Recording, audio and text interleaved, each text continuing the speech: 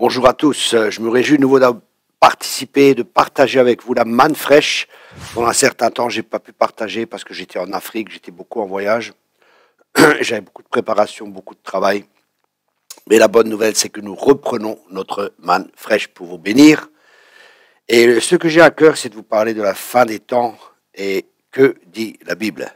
Dans 2 Timothée 3, verset 1, 2 Timothée 3, verset 1, sache que dans les derniers jours, il y aura des temps difficiles, car les hommes seront égoïstes, amis de l'argent, fanfarons, hautains, blasphémateurs, rebelles à leurs parents, ingrats, irréligieux, insensibles, déloyaux, calomniateurs, intempérants, cruels, ennemis des gens du bien, traîtres, emportés, enflés d'orgueil, aimant le plaisir plus que Dieu, ayant l'apparence de la piété, mais reniant ce qui en fait la force.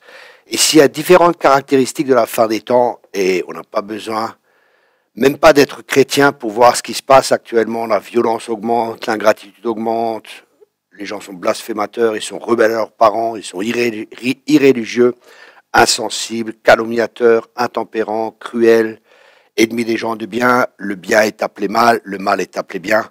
Vous connaissez tous cela.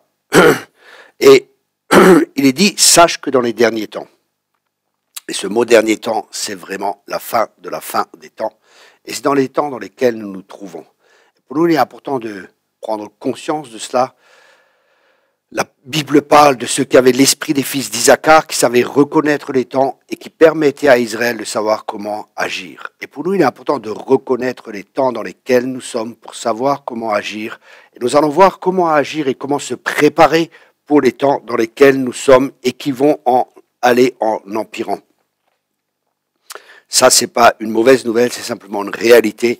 Imaginez-vous la guerre qu'il y a eu en Ukraine, ou qui a encore, excusez-moi, qui a actuellement en Ukraine. S'ils avaient prévu cette guerre, ils auraient pu s'armer, l'OTAN aurait pu donner des armes à l'Ukraine, mais ce n'était pas le cas. Et qu'est-ce qui s'est passé? Ils ont été envoyés, ils n'ont pas pu se défendre comme ils auraient dû pouvoir se défendre s'ils avaient été prévenus, s'ils avaient discerné les temps, s'ils avaient discerné ce qui se passait, s'ils avaient pu discerner qu'ils allaient être attaqués. Donc pour nous, c'est exactement la même chose, c'est un exemple pour nous. Et ce que j'aimerais partager, c'est la préparation. Il est important de se préparer pour les temps dans lesquels nous entrons. Et un livre qui est magnifique, un livre qui est scellé comme le livre de l'Apocalypse, ce sont 2 livres qui sont scellés. Mais dans la fin des temps, la connaissance augmentera. Et je crois que le livre de Daniel, comme le livre de l'Apocalypse, seront des livres dont les sceaux vont de plus en plus être ouverts et le peuple de Dieu aura de plus en plus de révélations. Mais pour en revenir dans les temps dans lesquels nous sommes, je crois qu'il y a un principe qui est vraiment important. Nous voyons Daniel, et Daniel est très important pour nous. Il nous enseigne vraiment pour les temps difficiles. Comme Daniel vivait dans des temps difficiles, c'est exactement la même chose maintenant, déporté à Babylone. Et Babylone est là, l'esprit babylonien dans le monde et malheureusement aussi dans l'Église. Et nous allons voir comment Daniel a pu vaincre et vivre une vie et impacter, influencer le monde et changer en partie le cours des choses. C'est ce à quoi nous sommes appelés. Nous sommes appelés à être des personnes d'influence en tant que chrétiens, mais très important, nous devons nous préparer. Et je crois qu'une des clés de Daniel, et c'est une des clés pour notre préparation, nous trouvons ça dans Daniel chapitre 11 au verset 32. Daniel chapitre 11 verset 32.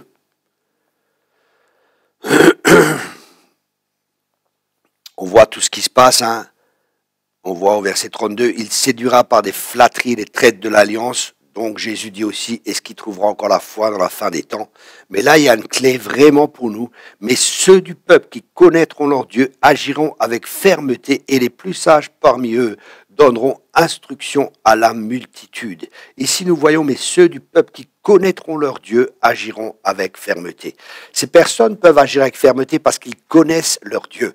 Et je crois que la clé, une clé principale pour les temps dans lesquels nous sommes, c'est justement de connaître Dieu, c'est-à-dire d'avoir une relation personnelle avec Dieu, un cœur à cœur avec Dieu, une intimité avec Dieu.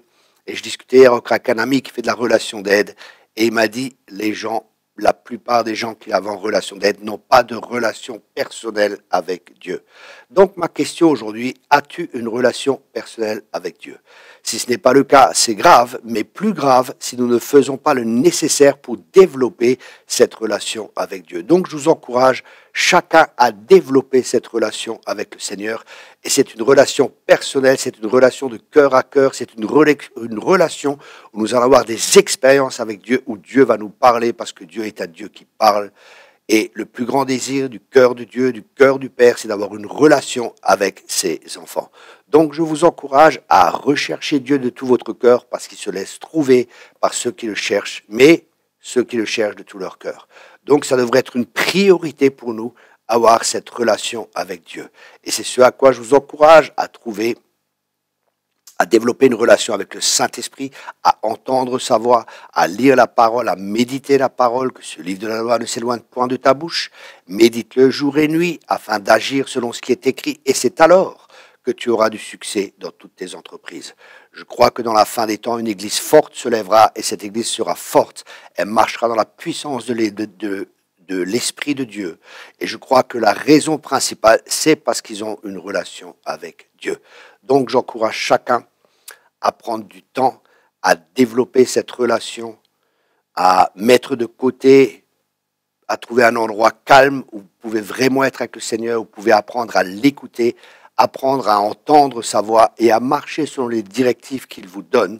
Et vous ferez partie de cette armée de la fin des temps, une armée forte, une armée victorieuse, une armée qui aura des combats, une armée qui aura des combats, mais malgré les combats, elle sera vainqueur parce que Christ est en nous et grâce à cette relation personnelle avec Dieu, c'est cette armée, l'armée de la fin des temps, qui fera la différence. Et bien sûr, je parle d'une armée spirituelle, je ne parle pas de combat contre la chair et le sang, je ne parle pas de combat avec des armes naturelles, parce que notre combat est un combat avant tout spirituel.